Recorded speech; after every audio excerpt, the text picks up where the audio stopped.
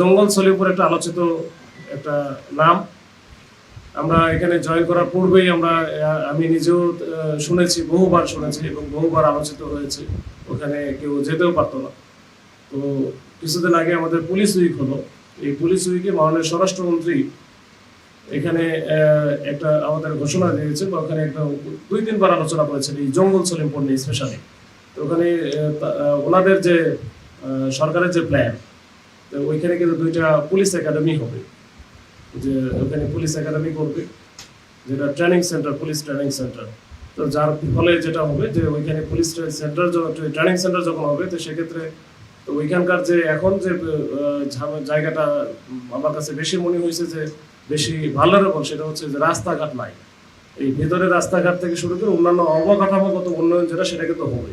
এবং পুলিশের ওইখানে যেহেতু পুলিশ থাকবে, অন্যান্য বাহিনীরও ওইখানে তখন তৎপরতা থাকবে, তখন কিন্তু সেক্ষেত্রে আইন শৃঙ্খলা পরিস্থিতি স্বাভাবিক হতে বেশি সময় লাগবে না ইনশাল্লাহ। এখনও যেটা দেখছেন যে আমাদের 2টা অস্থায়ী ক্যাম্প ওইখানে আছে 2টা স্কুলে।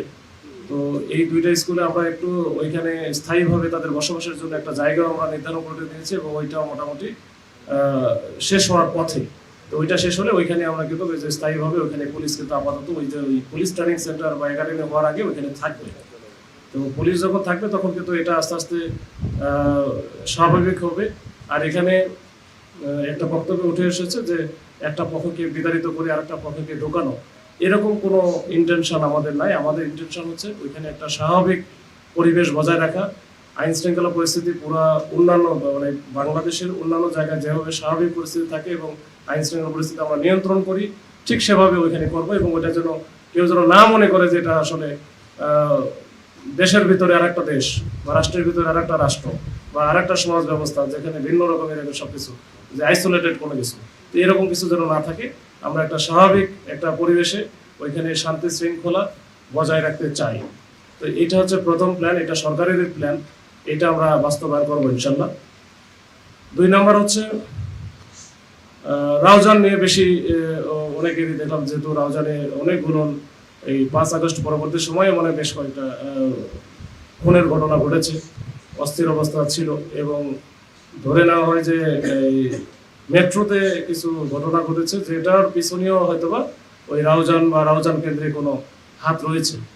তো এটা নিয়ে আমাদের প্ল্যান আছে। তো আমরা এটা নিয়ে কাজ করছি। ওইখানে আমরা চেষ্টা করতেছি, যেহেতু আমি নতুন আসলাম, আমি চেষ্টা করতেছি ওখানকার ভিতরের আসলে বিষয়গুলো জানা। তো আমি যদি ভিতরের বিষয়গুলো না জানি, তাহলে হয়তো আমি যদি একটা অপারেশনে যাই বা কিছু একটা করতে যাই, সেটা হয়তো ভুল হওয়ার সম্ভাবনা থাকবে। তো আপনাদের সাথে এখানে কথা বললাম, এখানে আমাদের যেটা মানে সবাই কোঅর্ডিনেট ওয়েতে একটা বড় ধরনের একটা কিছু করা, সেটা আমরা চেষ্টা করতেছি। এখানে বাংলাদেশ সেনাবাহিনী আছে, র্যাব আছে, বা অন্যান্য যে গোয়েন্দা সংস্থাগুলো আছে, তারা কাজ করতেছে। আমরা অচিরেই দেখতে পাবেন। এটা আমরা সবাই মিলে, আমরা আমাদের সিনিয়র স্যারেরা, আমাদের এখানে চট্টগ্রামের যে মাননীয় ডিএজি স্যার আছে, বিভাগীয় কমিশনার, ওনাদের সাথেও আমরা কথা বলেছি, এবং এটা আমরা একটু আগাচ্ছি। একটু আপনারা হয়তো যখন আমরা কাজ করবো তখন হয়তো বুঝতে পারবেন। তো সেটা আমরা হয়তো একটু বড় আকারে এটা কাজ করবো। আমাদের মূল বিষয়টা হচ্ছে যে আইন শৃঙ্খলা রক্ষা করার জন্য, মানুষের জানমাল এর নিরাপত্তা বিধানের জন্য যা যা করণীয় আমরা তাই করব। এবং সেক্ষেত্রে কোনো সন্ত্রাসী বা সন্ত্রাসী কার্যক্রম আমরা প্রশ্রয় দেব না, প্রশ্রয় দেওয়ার সুযোগই নাই। এবং এক্ষেত্রে আমরা একেবারে 0 টলারেন্স নীতি গ্রহণ করব। এবং সেক্ষেত্রে আমরা দেখা যাক আমাদের সামর্থ্য যতটুকু আছে, আমরা সামর্থ্যের পুরোটা দিয়ে দিব। সেক্ষেত্রে আমাদের কিছু সোর্সিং দরকার, বা কিছু আমাদের ওইখানকার যে একেবারে ভিতরের যে ইনফরমেশনগুলো, এগুলো আমাদের দরকার হয়। এগুলো আসলে ওভারনাইট কোনো কিছু করা একটু কঠিন। তো ওই জন্য আমরা চেষ্টা করতেছি, এটা নিয়ে আমরা কাজ করতেছি। তো এইটা একটা বিষয়, এখানে কোনো দল মত বা অন্য কোনো কিছু নাই। আমরা একেবারে কাজ করতে চাই, শুধু এখানে না, আমরা অন্যান্য জায়গাও যদি ঝামেলা থাকে সেখানে আমরা কাজ করব। আর দক্ষিণ অংশের যেটা আছে, ওখানে বিভিন্ন রকমের প্রবলেম আমি শুনেছি, বিশেষ করে এই যে সাতকানিয়া, লোহাগাড়া, বাঁশখালী বা চন্দনাইশের এলাকায়, যে ওখানে এই মাটি কাটাকে কেন্দ্র করে বেশ ঝামেলা আছে। ওখানে ইট ভাটা বা অনেক অবৈধ ইট ভাটাও আছে, বা এরকম অনেক বিষয় আছে। তো এগুলোর কিছু জেলা প্রশাসনের কাজ আছে, আমাদের কাজ আছে, আমরা সমন্বিতভাবে সবাই একসাথে কাজ করব। আর সেই সাথে যেহেতু মাদকের যে ভয়াবহ যে দাপট বাংলাদেশে, এর মধ্যে সবচেয়ে অন্যতম বড় একটা ইয়ে হয়ে দাঁড়াইছে ইয়াবা।